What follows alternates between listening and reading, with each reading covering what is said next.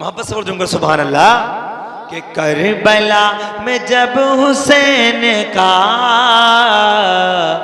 Sir कटा तो आपने कहा। अच्छा एक बात बताओ मंडी वालों, अगर अल्लाह ना करे कोई ऐसा हट्टा कट्टा पहलवान आपकी बस्ती में है कि जिसकी गर्दन पे तलवार रखी जाए और वो अपनी बीवी को सलाम भेजे? बोलो यार, नहीं भेज सकता ना। अब्बा को सलाम करेगा, दादा को सलाम भेजेगा? नहीं, गर्दन पे तलवार रखी होगी तो उसके दिमाग में दो ही बातें चल रही होंगी, या तो बच जाऊं या जल्दी कट जाऊं। तड़पू नहीं, कट जाऊं या बच जाऊं। मगर खुदा की कसम वारे हुसैन, तेरे जिगर को करोड़ों सलाम हो। हुसैन तेरी हिम्मत को लाखों सलाम। खानदान कटा दिया, अली अकबर की जवानी लुटा दी, अली असगर का बचपना छिनवा दिया, अब्बास भाई के बाजू कटा दिए, कासिम भतीजी के जवानी पर घोड़े दौड़वाना पसंद किया, ओनो मोहम्मद भांजो को कुर्बान कर दिया, और आखिर में जब गर्दन अल्लाह की बारगाह में पेश की तो गर्दन पेश करने से पहले नाना की बारगाह में सलाम पेश कर दिया। क्या कह रहे, सुभान अल्लाह। बस समझूंगा सुभान अल्लाह। सुभान अल्लाह, सुभान अल्लाह। कि करबला में जब हुसैन का सर कटा तो आपने कहा। कि करबला में जब हुसैन का सर कटा तो आपने कहा, नाना जान अब हुसैन का, नाना जान अब हुसैन का आखिरी सलाम लीजिए, नाना जान अब हुसैन का आखिरी सलाम लीजिए। मोहब्बत से बोलिए सुभान अल्लाह। और तोड़ के बोले या रसूल अल्लाह। अच्छा माशाल्लाह, कितने बच्चे हैं? सब कितने बच्चे हैं? 16 बच्चे माशाल्लाह। ये कारी मुशर्रफ साहब की मोहब्बतें मेहनतें हैं जो 16 बच्चे कुरान पाक का नाज़रा मुकम्मल किया अल्हम्दुलिल्लाह। मोहब्बत से बोलो सुभान अल्लाह। देखो कुरान कैसी किताब है, आप समझें पढ़ें तो बहुत बड़ी किताब है। बेशक कागजों में, पन्नों में, वर्कों में और हदिये में जो आप देखते हैं वो छोटी सी किताब लगती है, मगर कुरान पाक का एक हर्फ इतना पावरफुल है कि पूरी दुनिया की किताबें एक तरफ और कुरान का एक हर्फ एक तरफ। सुभान अल्लाह। कुरान से मुकाबला किसी किताब का, अरे बोलो किसी किताब का।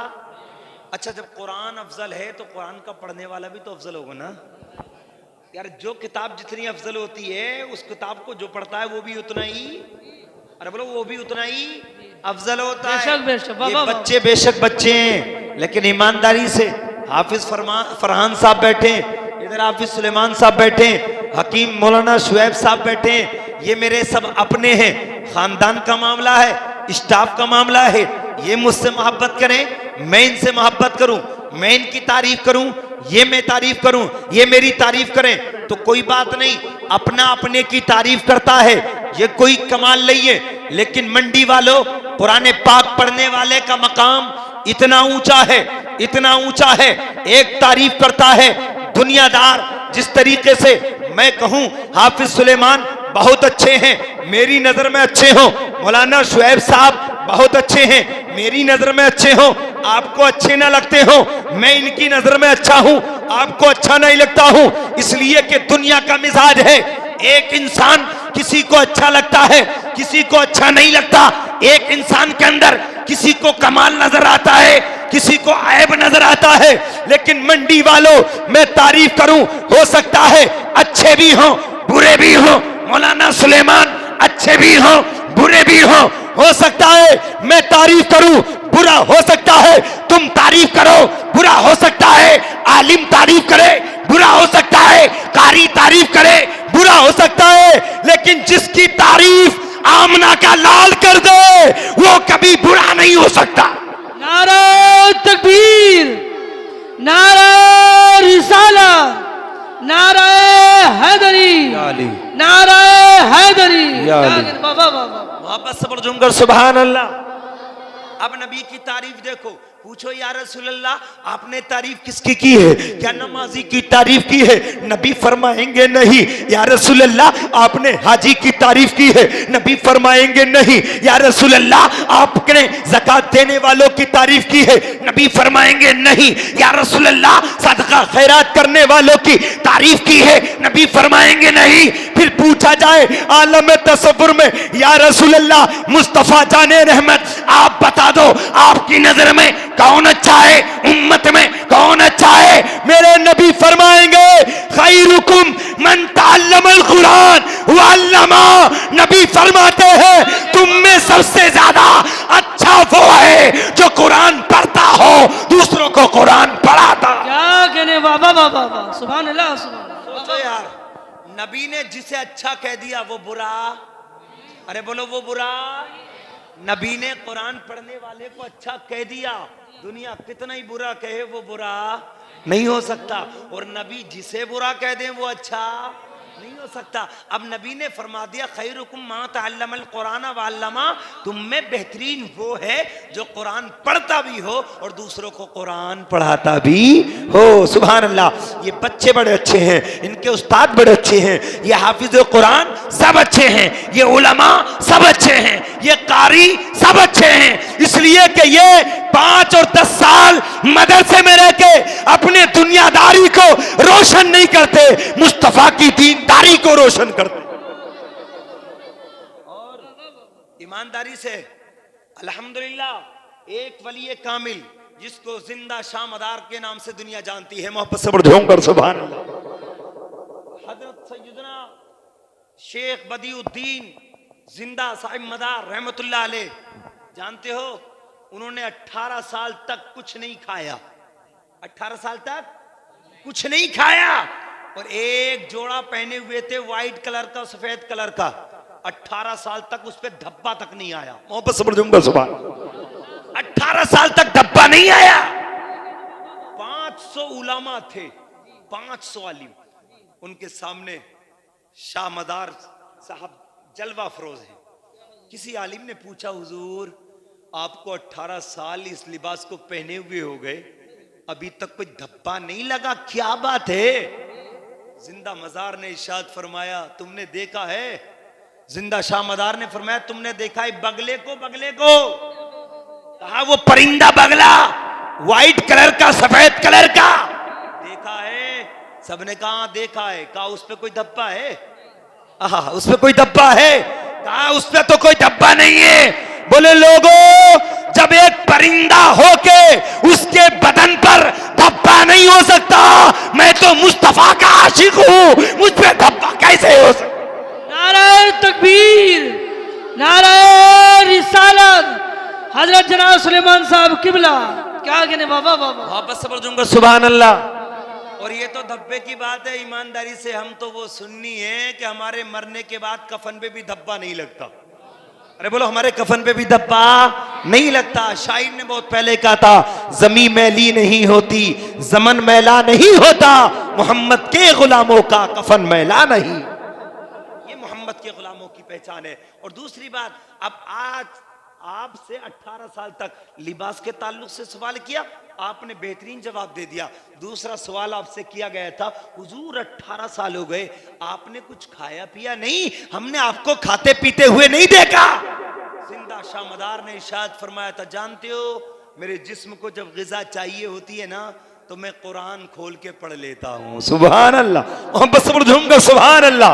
आपने फरमाया कुरान की तिलावत, जो लफ्ज हैं, कुरान के जो अल्फाज हैं, वो मेरे बदन की ग़िज़ा है और कुरान के अल्फाज का जो माना है वो मेरे रूह की ग़िज़ा है। जब मेरे बदन को भी ग़िज़ा मिल रही है, मेरी रूह को भी ग़िज़ा मिल रही है, तो फिर मुझे दुनिया की ग़िज़ा की क्या जरूरत? अल्लाहु अकबर, सुभान अल्लाह सुभान अल्लाह। इसलिए मुसलमानों कुरान को बेहतरीन किताब जानो। कुरान अफजल किताब है, कुरान का कोई मुकाबला नहीं कर सकता है। कुरान ऐसी बेहतरीन लाजवाब किताब है, जो कुरान से मुंसलिक हो जाता है वो भी दुनिया में इज्जतदार हो जाता है। सुभान अल्लाह। मोहब्बत से हाथ उठा के बोलो झूमकर सुभान अल्लाह, तड़प के बोलो या रसूल अल्लाह। लेकिन अफसोस, बड़ी कमी की बात है, आज हम अपने बच्चों को तमाम तालीमें दे रहे हैं, देव बेशक, आप बेहतरीन डिग्री अपने बच्चों को हासिल कराओ, मगर इन तमाम डिग्रियों से पहले कुरान की डिग्री जरूर हासिल कराओ। बोलो कुरान की डिग्री जरूर हासिल कराओ। आप देख नहीं रहे हो कितनी कितनी खबरें गलत आ रही हैं। जब से हालात बदले ना हिंदुस्तान के, कई लाख मुस्लिम लड़कियां गैर मुस्लिमों के घर में जा चुकी हैं। शर्म से डूब जाने की बात है, गैरत की बात। कहोगे दूसरों की कमी नहीं, दूसरों की कमी बाद में, पहले अपने दामन की कमी। क्यों? इसलिए कि कॉलेज में भेजने से पहले, स्कूल में भेजने से पहले, दुनिया की तालीम से पहले हमने अपनी बेटी को फातिमा ज़हरा की कनीज बनाया होता, खातूने जन्नत की खातिमा बनाया होता, तो मेरा ईकान और विजदान कहता है वो बेटी अपना दम तो दे सकती थी, अपनी जान तो दे सकती थी, खातूने जन्नत का दामन नहीं छोड़ सकती। लेकिन अफसोस हमने अपनी बच्ची को इतनी तरीके की तालीम कभी दी नहीं। और देते कैसे हैं? जब हम खुद ही तालीम पर अमल नहीं करते, खुद ही इस्लामी कानून पर अमल नहीं करते। ईमानदारी से इस्लामी तालीम का वो मायार है। मैं आपको सुनाऊंगा, बड़े बड़े बादशाहों को आलिमों की जरूरत पड़ी है। बड़े बड़े बादशाहों को आलिमों की, अरे बोलो बड़े बड़े बादशाहों को आलिमों की। आज तो इमाम साहब 5,000, 10,000, 15,000 तनख्वाह है। सब सोचते हैं इमाम साहबों की वैल्यू क्या है, हैसियत क्या है, हाफिज कुरान का मकाम क्या है, कारी कुरान का मकाम क्या है। मगर सुनो, तारीख उठा के देखो, इमाम मोहम्मद को कौन नहीं जानता? मोहब्बत से झूमकर सुभान अल्लाह। इमाम आजम के दो शागिर्द, एक का नाम इमाम अबू यूसुफ और एक का नाम इमाम मोहम्मद। वो शागिर्द हैं, जानते हो, बचपन में इमाम मोहम्मद जब पढ़ते थे ना, तो इमाम आजम ने फरमाया था कि बेटा किस लिए पढ़ रहे हो? तो इमाम मोहम्मद ने जवाब दिया था, ताकि मुस्तफ़ा के दीन को आम करूं। सुभान अल्लाह, मुस्तफ़ा के दीन की खिदमत करूं। आपने फरमाया बेटा तुम दुनिया में जाकर, जब दुनिया में तरक्की करोगे तो सारी दुनिया की हुकूमतें तुम्हारे सामने झुकती हुई नजर आएंगी। अल्लाह अकबर। यही हुआ। इमाम मोहम्मद का जब दौर आया ना जवानी का, जानते हो, तो दौर था खलीफा हारून रशीद का। हारून रशीद बादशाह का दौर था और उसकी बीवी थी जुबैदा। बड़ी मोहब्बत करता था जुबैदा से हारून रशीद। मगर एक दिन पता क्या क्या बैठा मोहब्बत में? मोहब्बत में बीवी के सामने ये जुमला बोला कि मेरी बीवी, तू अगर शाम तक, सूरज गुरूब होने तक मेरी बादशाह से ना निकली तो तुझे तलाक। अब ये दौर तो था नहीं कि दिल्ली से प्लेन में जाओ, सऊदी पहुंच जाओ, पाकिस्तान पहुंच जाओ, श्रीलंका पहुंच जाओ, बांग्लादेश पहुंच जाओ, अमेरिका पहुंच जाओ, मसला हो ही जाएगा हल।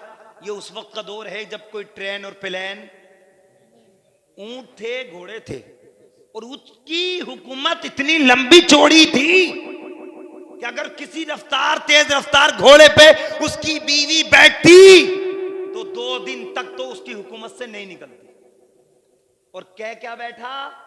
तू अगर सूरज गुरूब होने तक मेरी बादशाह से ना निकली तो तुझे, अरे बोलो तो तुझे। और ये तलाक का भी बड़ा अजीब मसला भाई। जब तलाक देता तो पट्टा सोचता कुछ ना, सारे नेट पर गुड़जा दिमाग के, और जब देता ना तो देता ही रहता है, फिर ना पता कोई लिमिट ही ना। और अल्लाह माफ करे, मैंने बचपन में सुना है, एक शख्स तलाक दे रहा था अपनी बीवी को, तो उसकी फुप्पो आगे तो कह रहा है, जा तुझे भी तलाक ले। मतलब सुन लो, तलाक फुप्पो को भी दे रहा, जो है उसे भी, जो भी आ रहा है उसे, तू भी हट जा, तुझे तलाक। और ईमानदारी से कहते कहते भूल जा। और जब देखा है ना, जब खुमार उतरा है ना, शैतान खोपड़ी से उतरा है, तो फिर सोचा यार ये क्या हो गया। फिर पूछेगा मौलाना मुशर्रफ से, हजरत मैं ऐसा कह थोड़ी कह रहे चारा, गुस्से में तो कह रही था। अच्छा बताओ तलाक क्या है? तलाक नबी ने फरमाया बंदूक की गोली है, और बंदूक की गोली प्यार में नहीं चलाई जाती है। प्यार में चलाई जाए बोलो, दुश्मनी में, गुस्से में तो मारी जाएगी गोली। नबी ने फरमाया